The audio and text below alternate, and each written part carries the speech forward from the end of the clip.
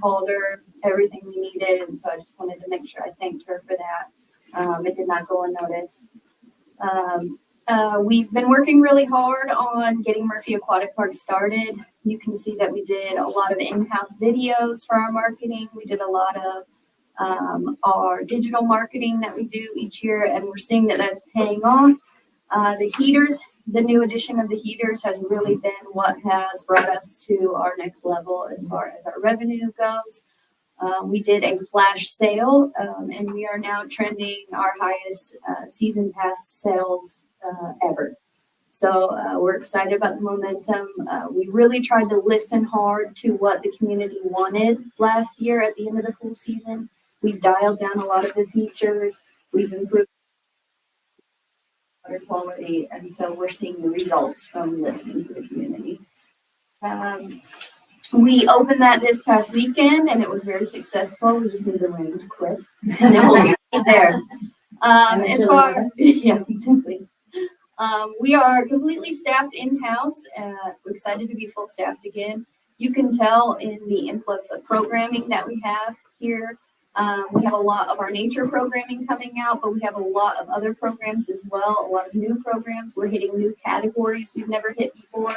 And our fitness categories have really boomed. We went from having 5 in our fitness classes to over 25 in each of our fitness classes. So we're seeing a big need there. And so right now with the current facilities, we're doing our best to make sure that we can hit that. But with the summer months, we're able to move outdoors. And so our participants are really liking that as well. And then I wanted to give a special shout out to our maintenance division. They worked really hard this past month getting everything together. They are the unsung heroes of the Parks Department. They are rarely seen, but do all of the worst tasks there is. So I wanted to make sure we give a special out to our maintenance department. And then, of course, we have our youth services. We ended our first year of Explorer Extended Care. We learned a lot. We have a good staff retention so far, and we're going to spend our summer months making sure we build up our numbers, but also maintain our numbers as well. We really saw that we retained our staff when we started to build our incentive programs and started to really focus on the staff that we had. And so we plan to move those on to next year as well. And we've met with the school to see what we can do better next year. They seem to be really happy with the program, so we're going to keep that momentum going as well. Camps just started, and we're seeing a big jump in camps with that extension of Explore Extending Care as well. As far as the revenue goes, we are looking really good. We're trending high on most of our stuff. Our percentage in Murphy Aquatic Park is still low, but that's because it's May. You know, we won't see those big numbers till we get to June and July. So we're tracking those, but we're also making sure on the water park side that we're tracking our expenses as well, making sure that we stay within where we need to be. So Stephanie and I have been working hard on those spreadsheets and making sure that we're tracking that as well. You guys have any questions for us? Yeah. Okay, thank you. Thanks. Thank you. Fire, you're up.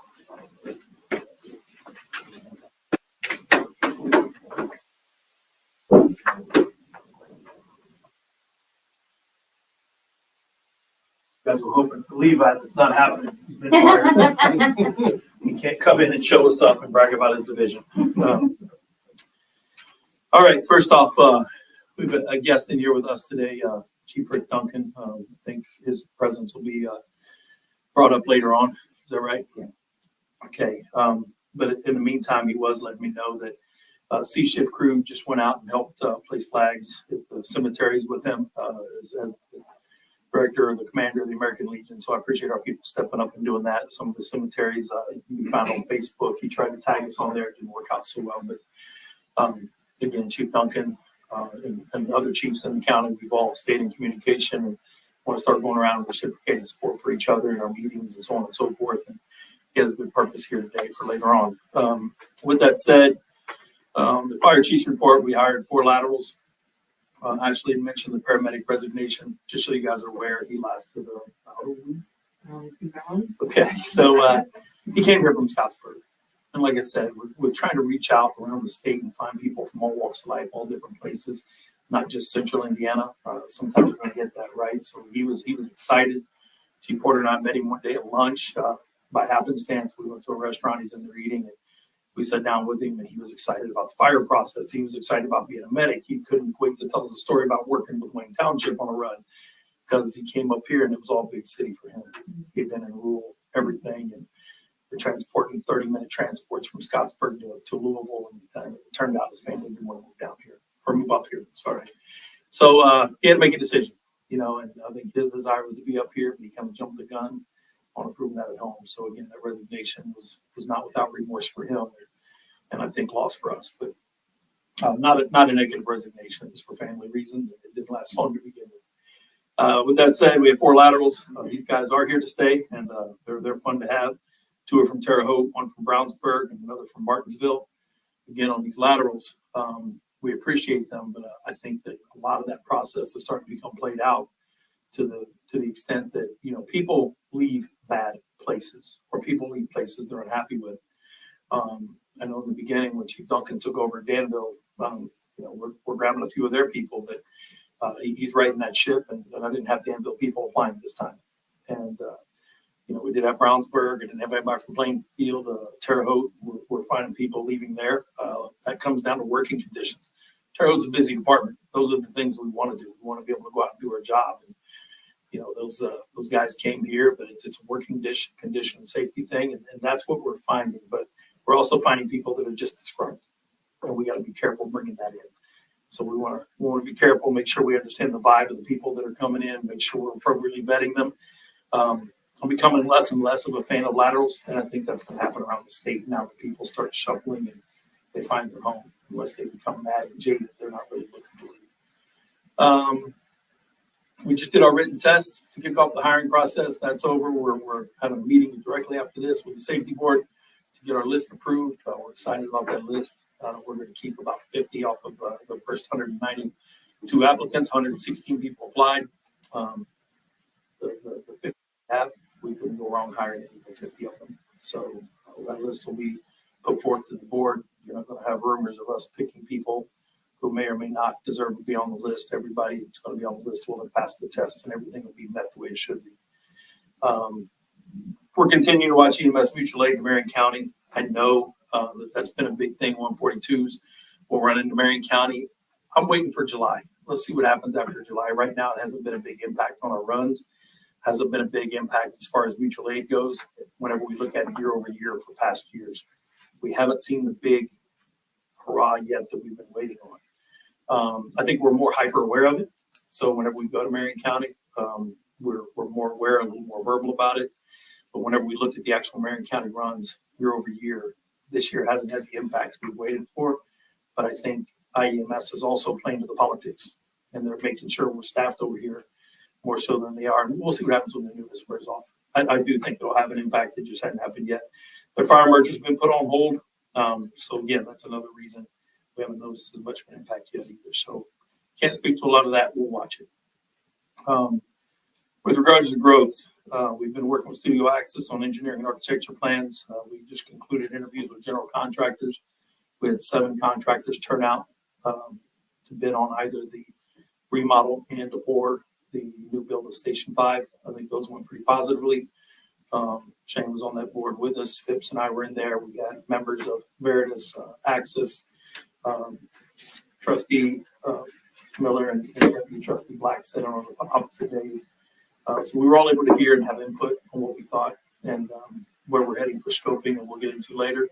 We're pretty excited about, and we have a really good direction. It'll be within the budget we proposed already through Peter starting last year. EMS division, you can see that. Hired 2 civilian medics on 429. They're currently operating on shift. We're excited about them and what they bring. One comes from Lifeline, IU Lifeline to us. Very energetic. Wasn't unhappy there, just looking for something a little different, and said she didn't know what she was looking for. So she showed up here. So her arrival has been very positive. Also excited, and we're glad to have both of them. So EMTs, paramedics throughout the department attended HRH's annual affiliation skill check here at Washington Township. Again, keeping our skills up and keeping our people plugged in is important. Levi and his best division in the department here that I guess you guys heard about last time. They continue to stay ahead on fire inspections and consultations. 168, and you throw plan reviews, site reviews in, they're at 175. The drone responses have been steady, a couple per month, whether it be with fire and or PD. PD's used them for a couple crime reconstructions and searches, whether it be the drones or even our Matterport cameras we invested in. Those do house fires. We've also done some murder reconstructions outside. Found out that those can be used in various scopes, and they've been a big asset all around. Year to date, they've only brought in about $6,700 as of $7,600 so far, but $6,700 in April. With that said, they're working on a plan review currently that our fire inspector Tony Smith and then Levi were at the last couple of days. When that's done, that's going to be about a $20,000 to $25,000 shot in the arm on revenue there. We're used to seeing like 50 to 80, I think, 50 to 90,000 in years past. Again, as we get rid of land and we become landlocked, there's fewer of those, right? So you're not going to have these plan reviews generating high dollars, high revenue for us year after year. But at some point, there's a dim light at the end of that tunnel. But again, that warehouse is about 1 million square feet, and the impact that that's going to have for our firefighters and our safety, we've seen what can happen with those, right? So again, our people staying fresh and staying on top of their appropriate strategies and tactics for large warehouse fires are going to be important, and we're shaping our training division to make sure that happens and we have the right people. Pub Ed, she's staying on it. Courtney has stayed highly energetic. She's got herself set up for some Pub Ed classes and PIO classes. We're excited for what she's bringing and what she's developing. Instead of just jumping in head first ignorantly, she's given herself a methodical approach, and Levi's been a blessing for her and working in his division, making sure she gets properly educated, has a roadmap, has goals, and knows how we can accomplish those systematically. Over on runs, we are 635 for the month of April. Whenever you come down to the bottom, incidents per year to date, 2024, we're at 2,646. We're still up 162 from last year. My guess is we'll be around that 8,500 run mark by the end of the year, but we never know what the winter months can bring. So that could be plus or minus, but I don't see it minus. And just talking to Chief Duncan in the back, they're up this year as well. Last year, a lot of people in the county were down. Us and Danville were both up, and I think one of the more rural departments was also up, but everybody else had dipped a little bit. So still growing, still staying busy. Apparatus out of service, just above that, you'll see 0 hours. Again, we've talked about that in every meeting, beat it to death. We're just doing the right things. People are staying trained, right people, right places, and people stepping forward to make sure we know how the Avon leads Avon. Overtime hours, 953 hours, monthly hours filled, only 13 hours for battalion, paramedic staffing 408. We were running short for a while. Now we're fully staffed all the way around. We're in good shape there. And we should see a small drop in overtime hours, but we do have some people off injury. We do have, obviously, summer months with vacation. But again, the paramedic overtime hours, with full staffing, we should be good moving forward. Any questions?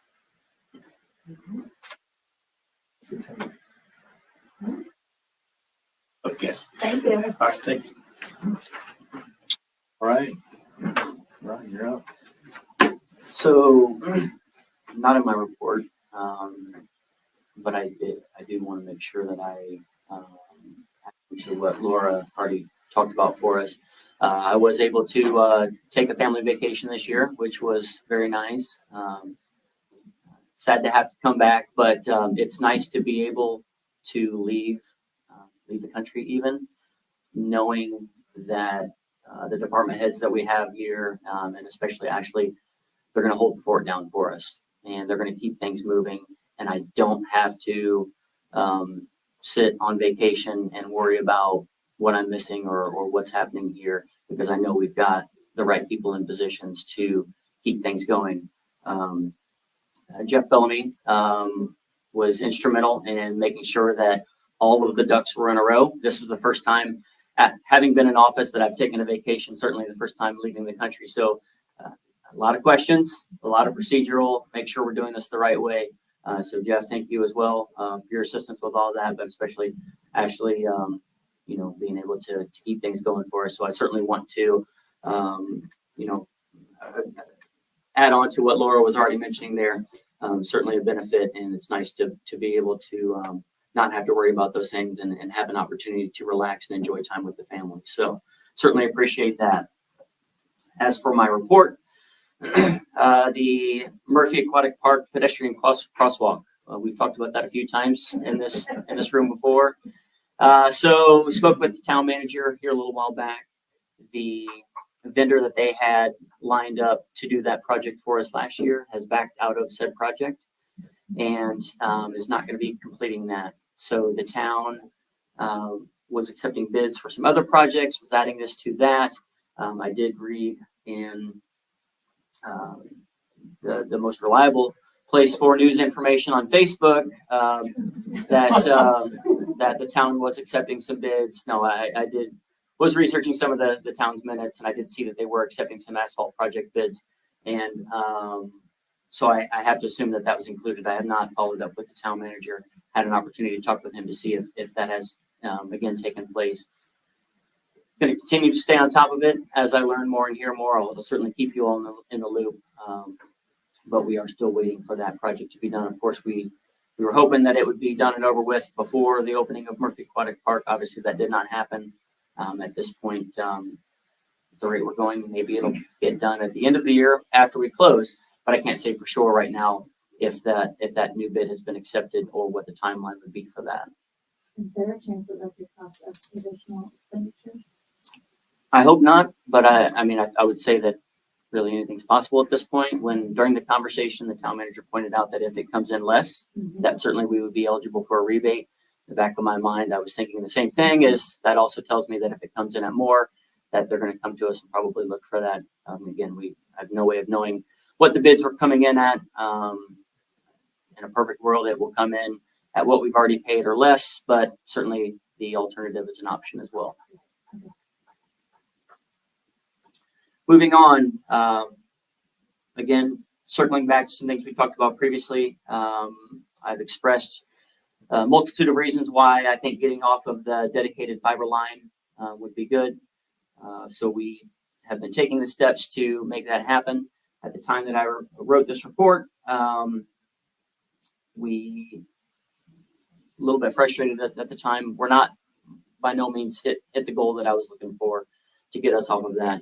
We do have independent dedicated internet at all of our sites now. We are still trying to work through some issues with some of the hardware. So talking with our IT company, they've actually asked us to get some numbers to them on what we're paying, because right now we are paying for 2 internet services, which is incredibly frustrating for me in my office. IT has stepped up and they said, get us some of these numbers. We're going to talk about making this right. So I'm happy with that. And that goes back to show that we chose a good company when we made that switch to a new IT company last year. They are a stand-up group. Obviously, I think they are just as frustrated as we are. But the end result is it is costing the taxpayers more money as a result of some of the issues we're running into. But their willingness to help make that right is important to me. And just like before, I will continue to keep you in the loop on as we progress on that. Hopefully we'll be down to 1 internet service here very soon. We won't have to worry about it any longer. Lastly, Township cellular service. So this was something that Ashley was working on as well for us. Our previous cellular service, we weren't really having any significant issues other than like everybody else, right? It costs a lot. New phones always cost a lot. Had AT&T, I think they approached us and said, hey, we've got some good deals. These are some things we're offering. I really didn't have anything to do with it. So it was Stephanie, it was Chief Phipps, I believe, in there as well. They all came in and met, found out that we can get equal, if not better service at a cheaper rate, newer phones, all of the pluses that we need, right? So we did make that switch onto a different cellular service. The end result is we're paying less for equal, if not better service. That's important to me. That's the stuff that I like to see. So felt that was certainly worthy of passing along to the board as well. I do appreciate everybody's work on making that happen, being proactive and going out and finding different vendors who could provide what we need to keep the township moving, and to do it at a better rate is just an added bonus. So certainly appreciate that from them. Good. Anything else? That's all I've got from my report. Okay. Up next, we got old business fire construction updates. Okay, so I put these next two items on here just to keep the board in the loop. We're not asking for any approvals today, but I certainly want you all to be up to date on where we're at with these different projects, because we've got a lot of things going on. My report wasn't significantly a long report, not for a lack of things going on in here. As has already been mentioned, we've had so many interviews with different companies, talking about trying to plan things out, trying to create timelines, trying to talk what is the best opportunity for us to make these different things happen. So again, this is just for information only. I'm not asking for any approvals or denials today, but certainly want to keep you all in the loop. And this is the easiest way to get all of that information out there to you, so that later on, as we progress down the road, you all will be able to help us make an informed decision and take us to the next steps moving forward with these. So currently, I'll let Chief Rock, you want to come on up here to give the update on the fire construction reports. We're not to a point where we've got a guaranteed maximum price. Once we get that number, that's when we're going to be coming back to you all, so we can talk about the next step.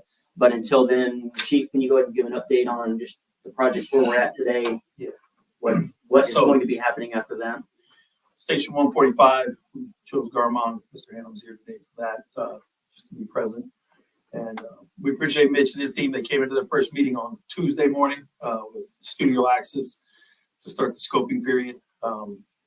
We'll be doing walkthroughs. They'll be working through with their subs to get better pricing and better understanding of the schematic design process and where we're at, so they can give us a more direct price. We'll move forward and kind of hit that 50% mark, 75% mark. And then as we get more toward the 90th percentile on our pricing, I think that's when we'll probably come back to the board with the GMP. So at that point, we'll make sure that any scoping that they've done has met what we put in our budget. You know, put $8 million in our budget. But no, the big thing is some of the pricing that's come back in early talks was ridiculous. And I get it. I don't have a understanding construction. Chief Phipps has been the guide on that. In recent weeks, we've started to lean on Veritas a little bit more again. But again, there was a lot of things to overcome and understanding how this whole process worked. And with Chief Phipps and myself and our selfishness, I guess you will, and want to make sure that we're responsible to the township and the board for the budget. We want to make sure we know how to fit the appropriate peg in the appropriate hole and not try to cut corners and build something that's going to be a 10 to 15 year product, but we a 30-year product, 25 to 30-year product, and make sure we're doing the right things and we're not cutting corners just for the sake of cutting corners to hit a price point, but to make sure we're putting the best product out for our firefighters, for our community, and for longevity. So we're not going back and revisiting it and rebuilding it 10, 15 years later because we have regret. And with that said, we interviewed 7 people who were interested in the new build for 145. We settled on Garmon as our choice moving forward within the scoping period. We hope at the end of this period, we come back with a GMP that fits, and then that's who we move forward with as a whole for the whole project. On the remodel of Station 143, I brought up 142 is a lot in the past. I told you guys it needs to be knocked down and rebuilt in place or rebuilt somewhere else in a better location. That place is in bad shape, but we had to do a feasibility study, so that one took a backseat. The feasibility study is, would it make sense to remodel it? What's the cost of remodel versus rebuild?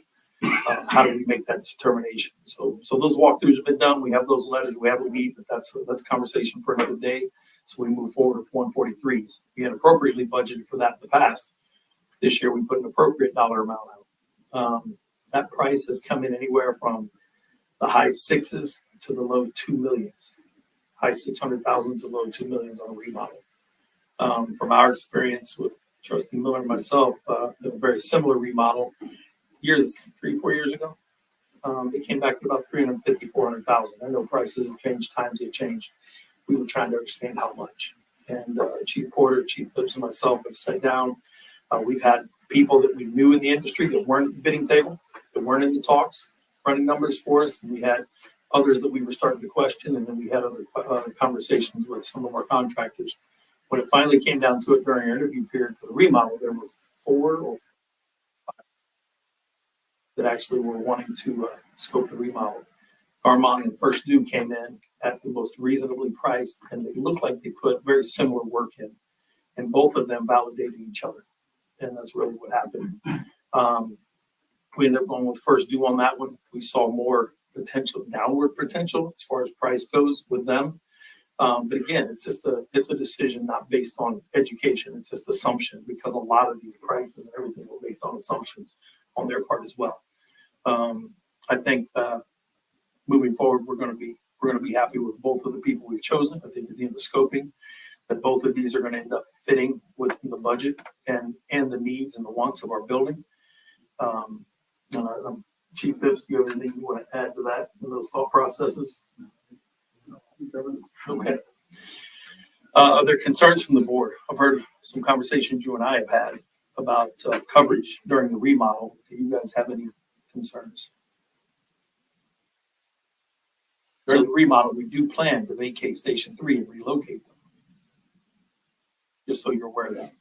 We'll operate out of Station 1 initially, and that is why I have Chief Duncan here. He and I've talked, and we always come in here and we vent that we have the staffing, we have the placement, but we're going to Wayne, or we're going to Danville, or we're going to these other places. He's worked really hard over the last year of those conversations, and they're appropriately staffed at this time. And he and I have had a discussion about this remodel. He's worked to make sure they're at full staffing. They have all of their people and everything they need. And if our relocation, but still dispatching from 3s, does pose any kind of a response issue, Danville's at the ready to make sure they're there on that western border to provide mutual aid. They'll be paying back at that time what mutual aid is meant, how it's meant to work. And he and I have been in discussion to make sure that there's no concerns or we don't create any hardships for one another. Have you got a projection of the timeline that the building would be vacated? 8 to 12 weeks total. So it's already been 8 to 12 weeks. So not a long time. I mean, we're working around everything. If we were having to try to do it with them in there, taking out all the bathrooms and the bedrooms and all the stuff like that would be. That's a conversation we had with the contractor for them to try to work around our staff while they're living here. 1, it's going to be horrible living conditions because you're living literally in a construction zone. And 2, it's going to drag out the overall timeline for the project. It is simpler for us to vacate the station, let the firefighters and the paramedics operate out of a fire station that is not a construction zone, knowing that we are going to temporarily lessen the coverage. So it has been reiterated to the construction company. It is important for us to establish a timeline to minimize the time that station is going to be empty. If they can do some pre-work while we're there, if they can do some post-work while we're back in, that's great. We have to minimize that time that we're empty. And that's why it's important to have the plan established with our own personnel, as well as having these conversations with Danville, who my understanding, Chief Duncan was, yeah, we're here, we're ready. Let's go. We'll help out as needed. So as needed or as available. So yeah, certainly something that we've not had considerations about, because obviously the whole point of everything, these construction projects that we're doing on Fireside, is to make sure that we're providing adequate coverage to the entire district. So whenever you look at, emergency response heading west, not a lot of traffic heading west from where we're at once you pass 267. Not a lot of stoplights. It's simply a drag strip, right? And whether it's us going west or Danville coming east or Plainfield coming north from some of their locations, we all run together in that area anyway. So the coverage won't suffer as far as we're projecting right now. And I have drive time maps and things we can produce. If you guys want to see those, we can start pulling those up. And some of those I showed you whenever we're looking at the firehouse placement, the location of Station 5 and the overlaps. So we have enough overlap between ones and Danville and then Plainfield coming north. We're in good shape for our residents in that area. And Station 1 has enough accommodation for those additional Yeah. bodies for that 12-week period. So a couple things to take in consideration is we might be one bed or so One short. bed, we're gonna probably put a bunk bed in one room, but other than that, it did have an engine there before, so I mean, really just the additional medic is there, but we had one extra bed even with the engine there, so we're one bed short. And for a temporary few weeks, we can figure it out. So that house is made for an engine ladder medic and then the battalion. So yeah, we'll figure that out. We're in good shape and it's fire department. Some of us are excited. We'll share a bunk bed. But anyway, yeah, so that's where we're at. Again, there's also some consideration we talked about with First Due as the contractor on the remodel that as long as we get the bathrooms and the beds done, we may be able to move back in at the tail end of some of that renovation. So that'll help them in prioritizing what's first, what's second, what's third. So we have some part of that renovation that is livable, and we'll put that at the tail end, move people in if we need to, and we start pushing that timeline and get them back in sooner than later.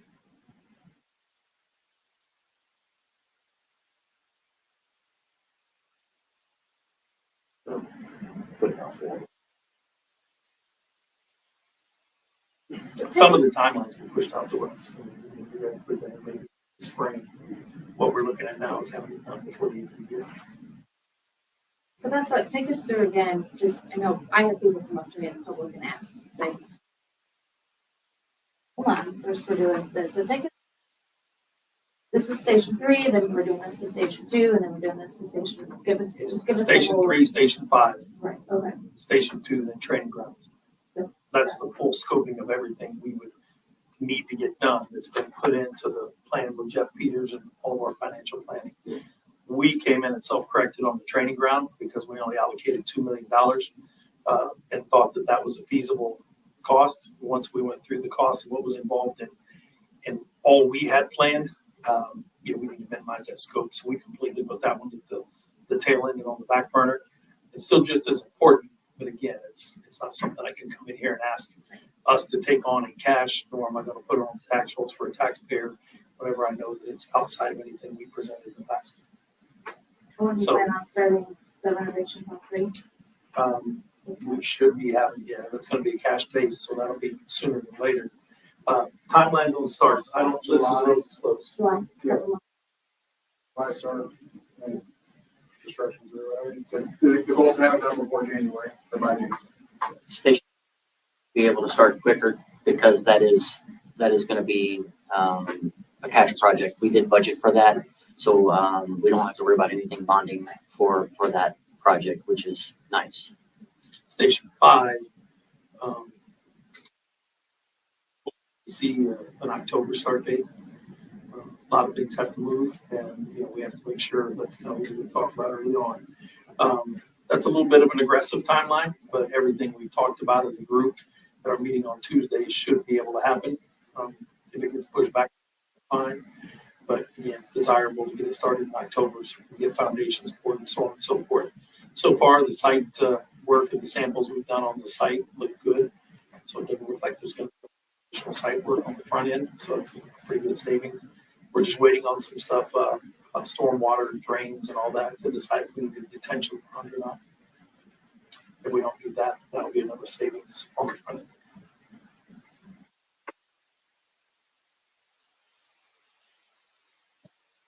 To it necessarily a load kind of situation, where we want to move forward in that process, so. And we talked about some timelines. You remember offhand. Sorry to bring it off the. No, you're fine. So yeah, what was discussed previously was the design team is putting together their schematic design packet, which is approximately 30% complete. I think they'll have that ready for us by the end of next week. We prepare a budget, and that really provides the first checkpoint for the chief of saying, like, oh, are we on the right track? Do we have the scope the way we need it? And then we're anticipating their design completion, I think in August or September, the full design all the way finished. So a month or so after that would be when we would be prepared with that, final price PMP, just, so to speak, to present and get approval on.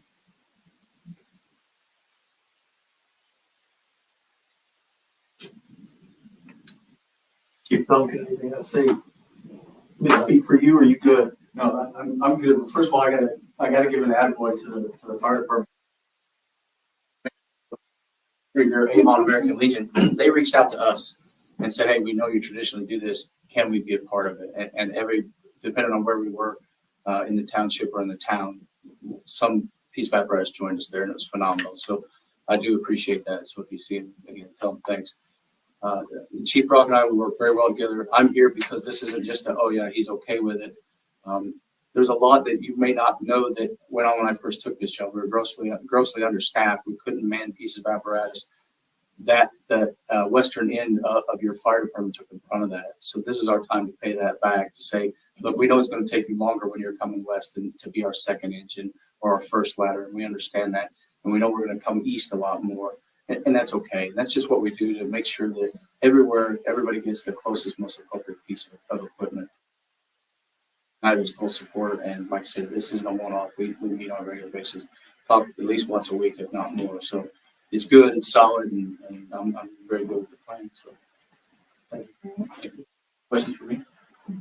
Thanks. All for us.